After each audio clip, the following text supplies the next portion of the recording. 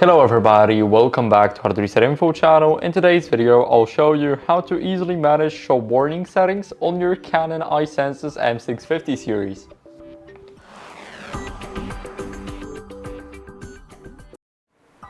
So first, what you guys want to do is go over to the home page by clicking on this button in the middle. Go to the menu now, so click on the menu and select Preferences.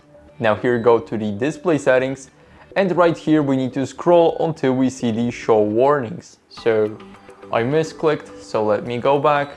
Here we have the show warnings, and now we can manage to disable or enable the warning for a low cartridge level. So as you guys can see, let me quickly disable it and let's click apply, and I'll show you how to change the setting on the web page. So as you guys can see, we are on the web page of our i-SENSYS, and now let's go over to settings and registration.